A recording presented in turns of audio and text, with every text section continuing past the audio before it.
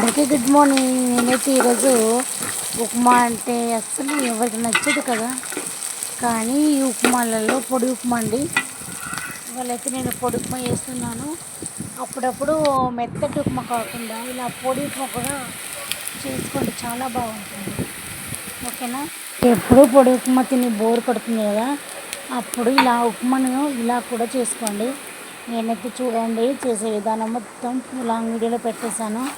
ఉప్మా నచ్చని వాళ్ళు, మా సాయి తమ్ముడు లాంటి వాళ్ళు కూడా ఈ ఉప్మా తినేస్తారు. ఓకేనా? సాయి తమ్ముని ఉప్మా వీడియో చూసిన కాడ నుండి నేను ఎప్పుడు చేయలేదు, ఇవాళ మాత్రం ఉప్మా చేస్తున్నా. ఇలాంటి ఉప్మా కూడా చాలా పిల్లలు కూడా తింటారు, పెద్దవాళ్ళు కూడా తినబుద్ధి అవుతుంది. మెత్తటి ఉప్మా అరగదు, కానీ ఈ ఉప్మా మాత్రం తప్పకుండా అరుగుతుంది. నేనైతే ఇలా చేశాను. చేసి మాత్రం దీన్ని చూసి వీడియో చెప్పడం లేదు, ఓన్లీ చూసి మరీ ఇలా చేసుకోండి.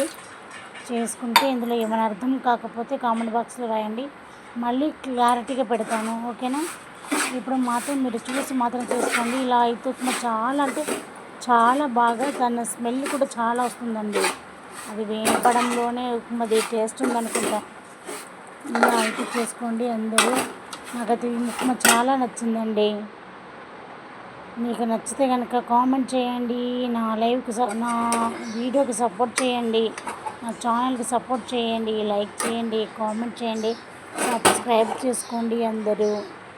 ఓకేనండి? మీకు నచ్చితే కనుక షేర్ చేయండి ఫ్రెండ్స్. అందరూ బాగుండాలి, అందులో నేను ఉండాలి, మీరందరూ ఉప్మా తినాలి. ఎలా ఉందండి నా డైలాగ్? నచ్చిందా? చాలామందికి నచ్చుతుందండి.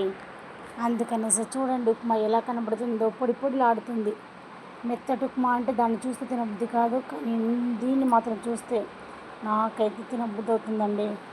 ఓకేనా? నేనైతే తింటున్నాను, మీరైతే వచ్చేయండి, అందరం కలిసి తినేద్దాం. ఓకేనండి, బాయ్ అండి.